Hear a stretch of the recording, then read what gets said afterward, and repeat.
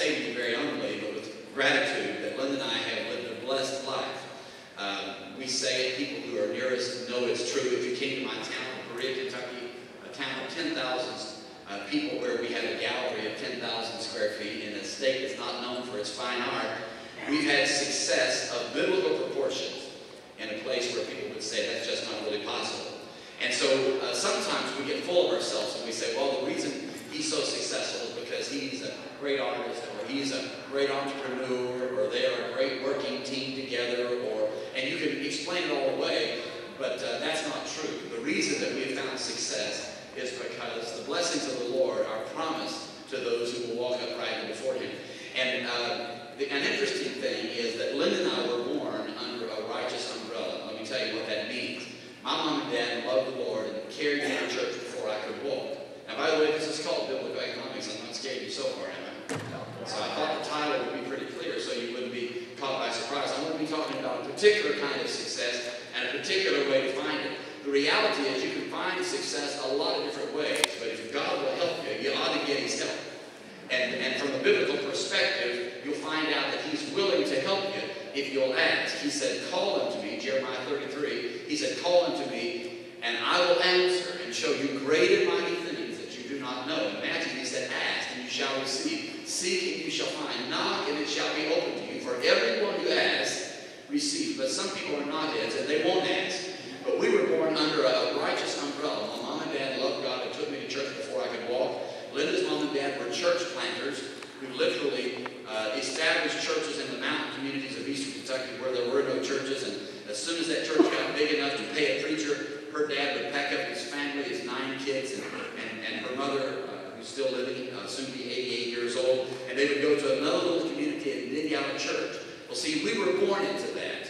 And that's all that we knew. And I like to say this wherever I go. If you want to do something for your kids, and we all want to do something for our kids, if you want to do something for your kids, instead of getting them a car when they're 16, instead of giving them a trust fund when they're 25, give them a righteous heritage. You see what I'm saying? Because there are promises to the righteous that are not available to the world. So the way that all this came to be is that we found success. And not ordinary success. You know, most artists die in obscurity. They never make any money in their lifetimes. And if you do find success as an artist in the world where we live in, you're stationed in New York City, or you live in San Francisco, or Los Angeles, or in Paris, France, or in one of the major art cities around the world. When you're born in Slave Hollow, Kentucky, and you finally settle in Berea, Kentucky, you're not living in the center of the art world. Even if you are competent, it's a good place to be ignored. And the truth is that starving artists is not a joke. You've heard all the starving artist jokes. It's not a joke. Calvin Coolidge said nothing is more common than a talented derelict. You see it in music. If you're a musician, a classical musician, you can expect to get your first job at the age of 42, your first meaningful job in your chosen career. If you're an artist, you can expect to die poor, like Vincent van Gogh did, having never sold but one painting in his entire life, and that not even for enough to buy a good meal. And so that's common, but I found uncommon success. And in my own life, as I began to examine that and look back across that and ask myself questions, how is it possible that this came to be? Certain answers became revealed, and I wrote about them in this book, Like a Tree, a radical approach to living the good life. Now, I never meant to write a book. That was not my plan. I'm not embarrassed or ashamed that I did, but I have taught Sunday school for 30 years. And so some years ago, I taught a Sunday school lesson called Whatever You Do, Don't.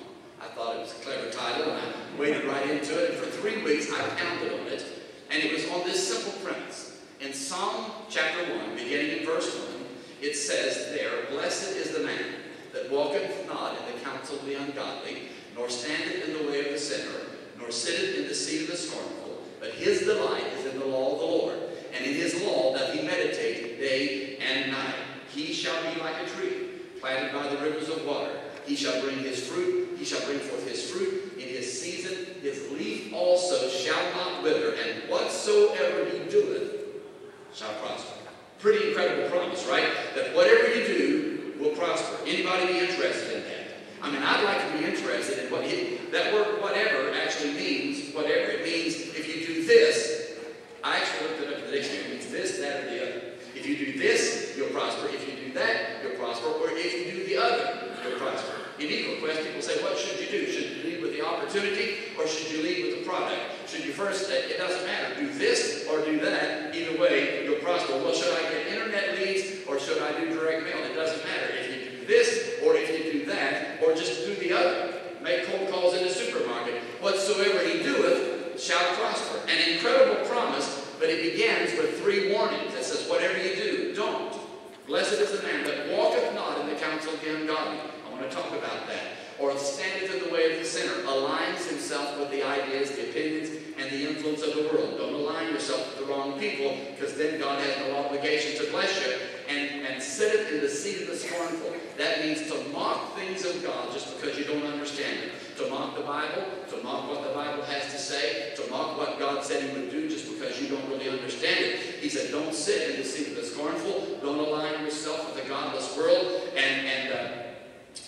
And the first, don't do any of those things that walketh not. Don't get your advice from the world. So I came to understand that as a kid, baby, as a young man, I married when we married when I was 18 and she was 17. She liked 3 or 4 days, 4 days being 18 years old, and her daddy had to sign the paperwork, and everybody said it wouldn't work. But here are 2 kids that are just simply being blessed of God because our mom and dads are blessed of God. And so he took care of us until we had enough sense to figure out what he had to say. So I'm going to do several things today. The first thing that I want us to do is I want us to take a real look at success, what it actually is. In a room like this now, I've given many discussions about this book and its contents. And in fact, when I return home on the 24th, if any of you in the room watch Trinity Broadcasting Network, I'll be on there for 30 minutes with Jason Crabb giving an interview on TV and specifically talking about the principles that are in this book, because they are not mine. I call them secrets, but they aren't secrets. They've been around for thousands of years. The reason that I refer to them as secrets is that everybody's ignoring them and nobody is doing them. And I think that qualifies them as a bona fide secret. So we want to define success, take a look at what it is, and then we want to look at a few basic things in this first hour that we're going to have to do in order to take a real hold of success and exploit it to the full advantage. First of all, I want you to understand that God wants people to be successful. There seems to be a difference of opinion. I have a lot of Christians, and some of you in the room think that it's not okay to have money, and that God doesn't want people to have money, and if you have money, you're probably doing something very wrong. I meet people that way, especially since I've written the book. I dare say they come out of the woodwork. Everybody has an opinion, and if a believer has very much money, that's very problematic to an awful lot of people. But I want you to know that God is interested in blessing people. You will find, if you write it down, in Genesis chapter 12, and beginning there at verse 1, that is the first recorded motivational speech. That's whenever God showed up to Abraham and said, son, I'm going to make you rich and famous. And he gave him this speech that now is recorded and been talked about through the ages. He said, I'm going to bless you, and I'm going to bless you so much, you're going to be a blessing. In fact, I'm going to bless you so extravagantly, all the world is going to be blessed through you. That was a remarkable promise. And he later gave him a qualifier, and we'll talk about that. But you will find now, as you go on over to Genesis chapter 24, there it says that Abraham is now stricken well with old age. He's well stricken in old age, and that God has blessed him in everything. Listen to me, Christians. God just didn't bless him spiritually.